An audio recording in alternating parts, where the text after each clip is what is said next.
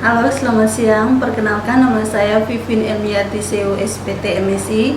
Saya merupakan salah satu dosen di program studi Teknologi Pakan Ternak, jurusan Peternakan, Politeknik Pertanian Negeri Kupang. Pada kesempatan ini saya akan menyampaikan pernyataan diri dosen dalam unjuk kerja Tridharma Perguruan Tinggi atau biasa disebut PDD UK TPT di bidang pengajaran. Tujuan dari pemaparan ini adalah sebagai salah satu persyaratan untuk mengikuti sertifikasi dosen pada tahun 2025. Sebagai seorang dosen, saya telah menjalankan Tridharma Perguruan Tinggi, salah satunya adalah di bidang pengajaran.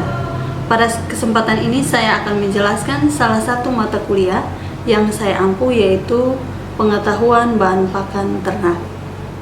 Mata kuliah ini merupakan mata kuliah dasar bagi mahasiswa semester 2 program studi Teknologi Pakan Ternak dengan kompetensi umum, yaitu setelah mahasiswa mengikuti mata kuliah ini, diharapkan dapat mengetahui berbagai jenis bahan pakan, kandungan nutrisi dalam bahan pakan, fungsi bahan pakan, serta dapat menggunakan bahan pakan yang tepat dalam menyusun pakan ternak. Materi pembelajaran pengetahuan bahan pakan ternak ini ada 5. Yang pertama, pendahuluan tentang bahan pakan dan nutrisi. Yang kedua, klasifikasi bahan pakan. Yang ketiga, jenis dan sifat penggunaan bahan pakan. Yang keempat, komponen nutrisi penyusun tubuh ternak. Dan yang kelima, jenis nutrien dan fungsinya pada ternak. Capaian pembelajaran mata kuliah pengetahuan bahan pakan ternak itu ada 5. Yang pertama, menjelaskan pengertian bahan pakan, hubungan pengetahuan bahan pakan, dan disiplin ilmu lain, pengertian nutrisi, serta satuan-satuan ukuran nutrisi dan konversinya dengan baik dan benar. Yang kedua, menyebutkan dan menjelaskan tentang klasifikasi bahan pakan menurut nomenklatur internasional maupun secara umum, itu dengan baik dan benar. Yang ketiga, menyebutkan dan menjelaskan tentang jenis, sifat, dan penggunaan bahan pakan, yakni hijauan kering dan jerami kering, hijauan segar dan jerami segar, silase, pakan sumber energi, pakan sumber protein, pakan sumber mineral, pakan sumber vitamin, dan aditif pakan dengan baik dan benar. Yang keempat, menyebutkan dan menjelaskan tentang komponen nutrisi penyusun tubuh ternak, yaitu air dan komponen bahan organik, komponen abu, komponen nutrisi darah, komponen nutrisi otot, komponen nutrisi jaringan epitel, komponen nutrisi jaringan ikat, komponen jaringan otak, dan jaringan saraf dengan baik dan benar. Dan yang kelima, menyebutkan dan menjelaskan tentang jenis nutrien dan fungsinya pada ternak, yaitu fungsi air, fungsi protein, fungsi karbohidrat, fungsi lemak, fungsi mineral, dan fungsi vitamin dengan baik dan benar. Sistem pembelajaran pengetahuan bahan pakan ternak ini dilakukan secara luring atau tatap muka di kelas untuk menunjang keaktifan dari mahasiswa.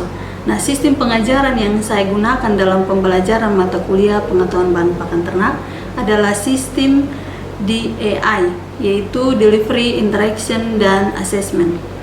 Yang pertama, delivery, merupakan cara saya menyampaikan materi yang saya berikan agar dapat dipahami oleh mahasiswa, yaitu pembelajaran secara blended learning. Itu materi kuliahnya saya upload dulu ke e-learning Politani agar mahasiswa dapat mengaksesnya dan mempelajari sebelum perkuliahan dimulai. Bentuk pembelajaran dari mata kuliah pengetahuan bahan pakan ternak ini itu dilakukan di kelas, yaitu perkuliahan, dan di laboratorium itu praktikum. Metode yang digunakan adalah metode ceramah, ada diskusi, dan presentasi. Saya akan menjelaskan tentang materi perkuliahan, kemudian akan berdiskusi, saling memberikan pertanyaan. Apabila ada mahasiswa yang belum paham, mereka akan bertanya kepada saya, dan kami saling berdiskusi. Yang kedua, interaction, merupakan interaksi antara saya dan mahasiswa dalam melakukan pembelajaran agar capaian pembelajaran dapat tercapai.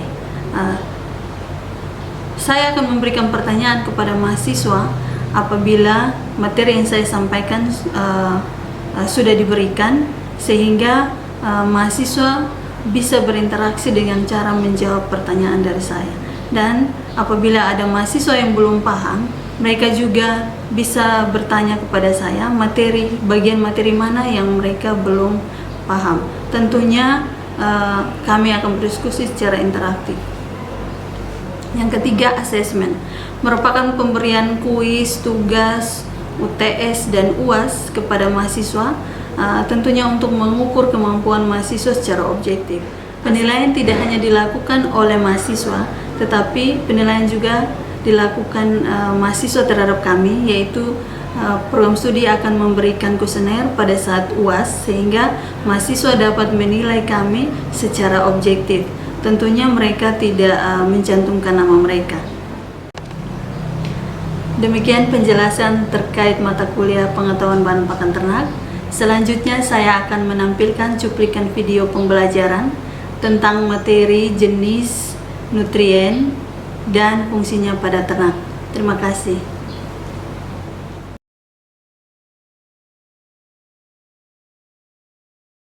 Selamat siang semua. Kita bertemu lagi pada minggu ini. Kita akan melanjutkan kuliah kita, yaitu dengan judul jenis nutrisi dan fungsi-fungsi dari zat nutrisi. Jadi pertemuan sebelumnya sudah kita lakukan dengan mengetahui jenis-jenis bahan pakan, mempelajari tentang apa itu bahan pakan dan lain-lain. Dan pada minggu ini kita akan berbicara tentang jenis nutrisi dan fungsi dari zat-zat nutrisi.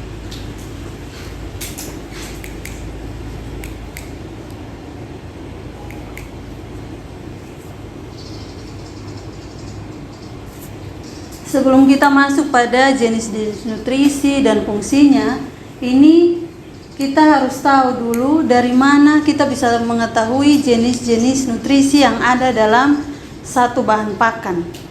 Jadi mau dari leguminosa, biji-bijian atau leguminosa pohon, rambat atau hijauan, rumput. Nah, ini kita perlu melakukan analisis proksimat. Ini yang sudah biasa dilakukan, yaitu yang pertama kita analisis untuk mengetahui kadar air dari satu bahan pakan dengan cara dijemur menggunakan sinar matahari atau menggunakan oven di laboratorium. Jadi ini ada oven 105 derajat Celcius. Kemudian dari bahan pakan ini kita bisa mengetahui kandungan bahan kering atau orang biasa bilang BK.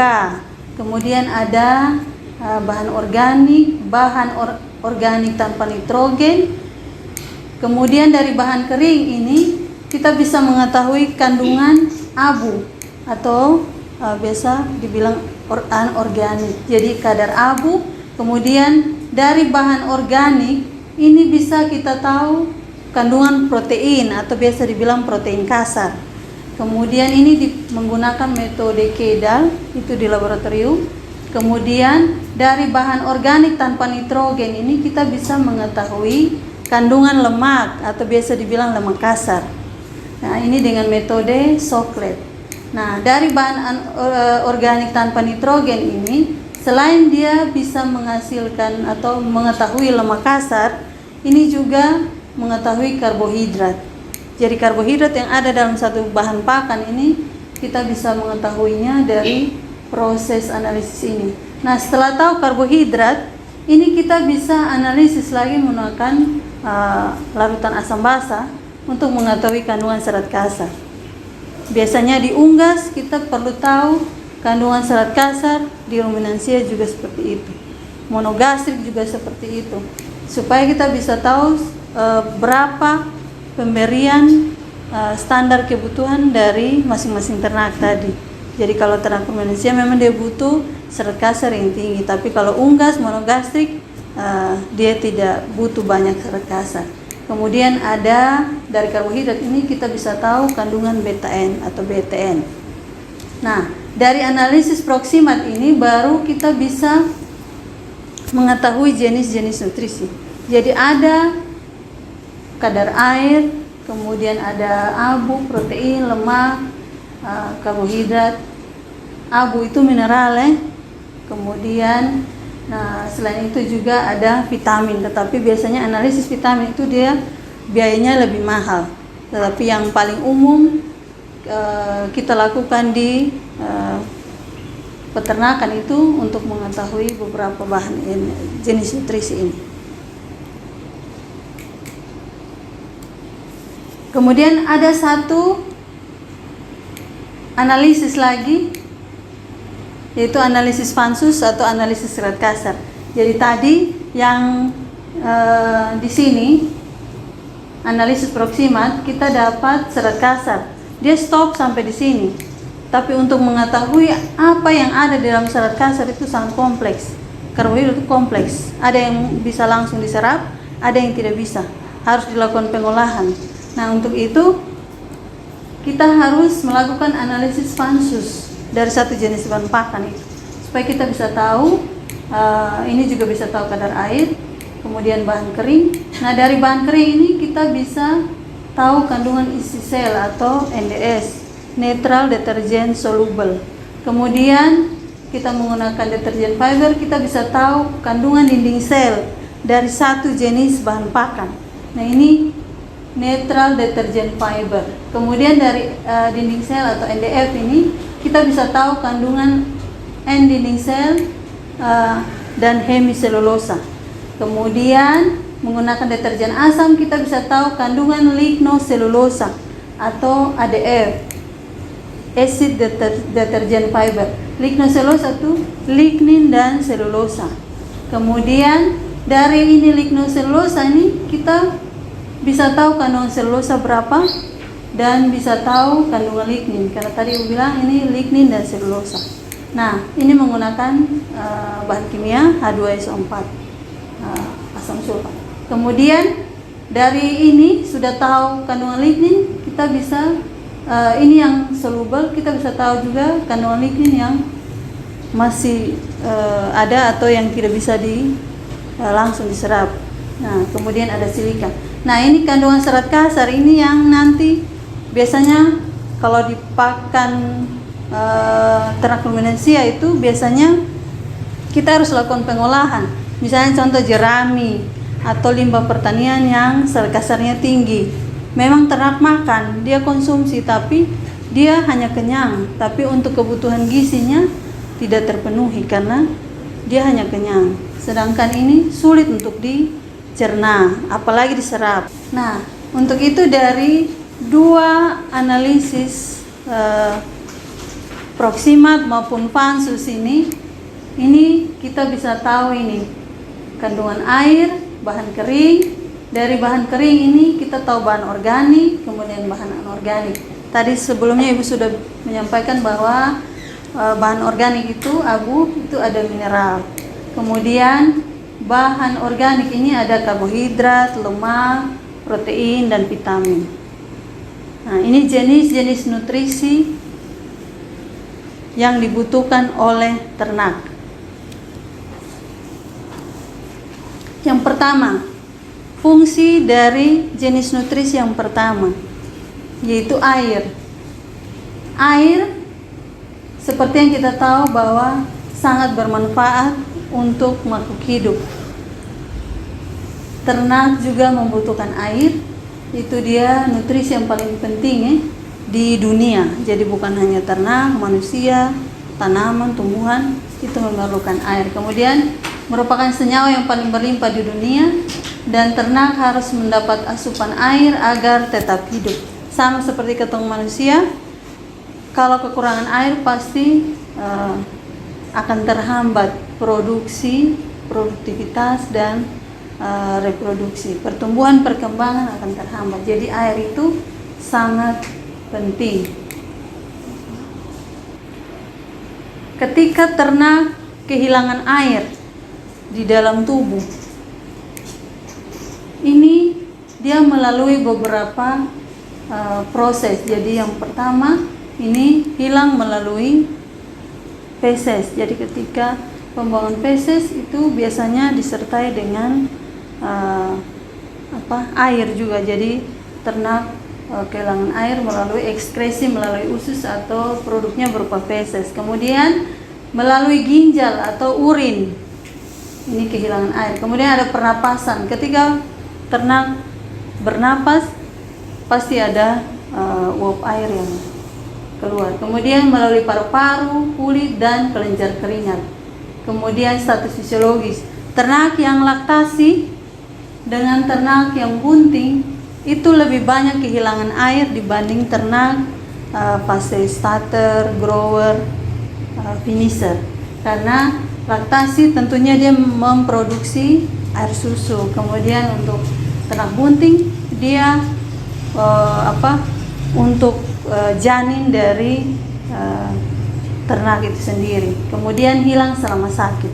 Jadi ketika ternak sakit pasti terjadi dehidrasi. Nah, itu juga menyebabkan kehilangan air. Jadi ternak membutuhkan air. Nah, ini fungsi air ada beberapa. Ini secara fisiologis air berfungsi sebagai media berlangsungnya proses kimia dalam tubuh ternak. Yang pertama, melarutkan zat makanan. Ketika ternak makan pakan yang kering, mengkonsumsi pakan yang berdebu, mes atau tepung, biasanya fungsi air itu untuk melarutkan atau melumatkan sehingga tidak tersedak ketika ternak mengkonsumsi pakan yang kering dan berdebu. Kemudian yang kedua, melancarkan pencernaan dan penyerapan nutrien. Jadi kalau ternak makan atau mengkonsumsi pakan tetapi dia tidak minum air, bagaimana proses pencernaan berjalan? Kalau tidak berjalan berarti proses penyerapan nutrien juga terhambat karena proses metabolisme itu membutuhkan air. Kemudian yang ketiga, sebagai media pengangkut yaitu transportasi nutrien dan sisa hasil metabolisme. Ini semua dibutuhkan untuk proses metabolisme baik anabolisme maupun katabolisme. Kemudian ini respirasi, yang keempat respirasi, jadi mempertahankan bentuk sel. Jadi teman-teman sudah pernah belajar biologi kalau bentuk sel itu di dalamnya itu 90% itu air, kandungan air. Jadi kalau misalnya kekurangan air berarti bentuk selnya juga akan tidak sempurna. Jadi proses penyerapan, proses metabolisme di dalam tubuh terjadi di dalam sel. Itu akan terhambat, terganggu sehingga pertumbuhan juga terganggu. Kemudian ini yang kelima, mengatur suhu tubuh. Jadi kalau ternak yang dipelihara di daerah yang panas, dia lebih banyak membutuhkan air untuk mengatur suhu tubuh. Sama seperti kita manusia. Kalau di daerah panas biasanya kita banyak mengkonsumsi air. Kemudian melindungi sistem saraf. Itu sudah pasti karena kalau kekurangan air, semua proses yang terjadi di dalam tubuh ternak akan terganggu. Kemudian ada sirkulasi dalam darah. Karena dalam darah juga 90%-nya adalah air. Jadi yang berikut sirkulasi dalam darah. Jadi kalau air, kekurangan air, ternak kekurangan air, maka di dalam darah itu tidak bisa terjadi proses sirkulasi, baik itu proses pengangkutan zat-zat nutrisi maupun untuk hidup pokok pasti akan terganggu. Kemudian yang terakhir, fungsi air ini tentunya untuk produksi dan reproduksi. Jadi dari sekian proses ini dia akhirnya ini jadi produksi dan reproduksi, pertumbuhan dan perkembangan. Jadi kalau kekurangan air, pertumbuhan pasti terhambat, reproduksi juga terhambat. Jadi yang biasanya ternak dia pada umur sekian dia harus mengalami keguntingan, tetapi atau birahi misalnya, tapi karena dia kekurangan nutrisi itu biasanya akan berpengaruh.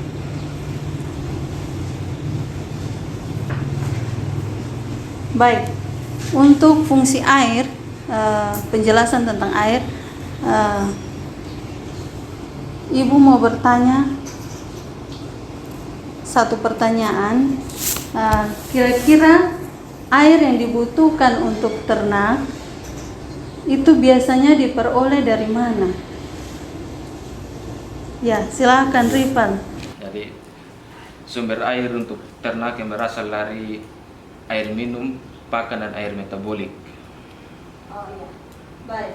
Jadi air yang dikonsumsi oleh ternak itu berasal dari pakan yang dikonsumsi, tentunya pakan yang segar. Kemudian air minum, air bersih ya, bukan air kotor. Jadi air yang diberikan air minum, kemudian pakan yang segar, hijauan pakan itu mengandung air. Kemudian yang terakhir itu air metabolik. Jadi air dari proses metabolisme. Proses metabolisme di dalam tubuh itu dia menghasilkan air. Sehingga tadi dalam sel-sel tubuh itu pasti ada air dari proses metabolisme. Jadi ternak itu walaupun dia tidak minum air, tapi pasti dalam tubuh ada air. Hanya ketika sudah dirombak ini air metabolik yang ada di dalam tubuh, dalam sel-sel, pasti ternak seperti tadi bilang mengalami sakit, dehidrasi, sakit, dan bisa menyebabkan kematian. Oke, baik. Oke, pertanyaan kedua, apa yang terjadi jika ternak kekurangan air? Baik, menurut saya produktivitas terhambat atau pertumbuhan dan produksi ternak. Yang kedua, menurut saya terjadi proses pembuangan zat-sisa hasil metabolisme terhambat, yaitu karena bisa terjadi tubuh terkontaminasi racun. Baik. Jadi kalau ternak kekurangan air, seperti tadi yang sudah Ibu jelaskan bahwa reproduksi terganggu. Kemudian ada juga yang paling penting, poin yang paling penting adalah pembuangan sisa hasil metabolisme. Pembuangan sisa hasil metabolisme ini feses, urin, keringat. Kalau tidak keringat, tidak buang feses dan urin, maka bisa terjadi keracunan di dalam tubuh. Sama seperti manusia. Jadi bisa terjadi keracunan dan bisa menyebabkan sakit, bahkan bisa menyebabkan kematian. Untuk jenis nutrisi air, masih ada yang tidak dimengerti? Baik. Kalau begitu kita lanjut jenis nutrisi yang berikut, yaitu jenis karbohidrat. Karbohidrat ini dihasilkan dari sintesis karbon dioksida dan air dengan bantuan sinar matahari dan zat hijau daun atau klorofil melalui proses fotosintesis. Nah, kemudian karbohidrat yang bisa kita peroleh untuk ternak itu biasanya dari jagung, bisa dari umbi-umbian, kemudian hijauan, biji-bijian, bungkil-bungkilan, limbah biji-bijian. Jadi bungkil itu hasil penyulingan minyak. Jadi kalau di Kupang biasanya orang bilang tai minyak. Jadi buat minyak kelapa, selain ada ampasnya, ada tai minyak. Nah, itu namanya bungkil. Atau misalnya minyak sawit, itu ada bungkil sawit. Nah, itu seperti itu. Itu kalau di Jawa. Tapi kalau kita di Kupang, di NTT itu kebanyakan bungkil kelapa, hasil atau limbah dari pengolahan minyak kelapa. Kemudian ada limbah biji-bijian, itu juga menghasilkan atau bahan pakan yang mengandung karbohidrat. Kemudian ini jenis-jenis karbohidrat seperti yang tadi sudah Ibu jelaskan sebelumnya. Ini ada BTN, tadi di bagan analisis proksimat itu ada dihasilkan BTN-nya, kemudian ada serat kasar. Nah, untuk yang bahan ekstrak tanpa nitrogen ini dia merupakan karbohidrat yang mudah larut, yaitu monosakarida, disakarida, polisakarida.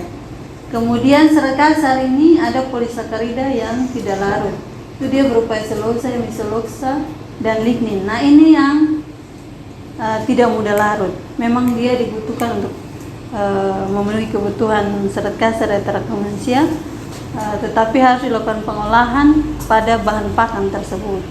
sehingga bisa mudah dicerna dan mudah diserap.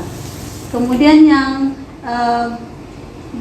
karbohidrat yang mudah dicerna dan diserap ini dia sudah bentuk ini, produk glukosa, fruktosa, galaktosa, sukrosa, laktosa, maltosa. Nah, ini ada polisakarida, dia berupa pati, tapi dia tidak sesulit ini yang serat kasar. Dia kompleks, dia butuh waktu untuk di metabolisme. Teman-teman sudah paham? Atau ada yang belum paham? Oh iya, baik. Kalau sudah paham, kita akhiri perkuliahan kita pada siang hari ini. Terima kasih dan selamat siang.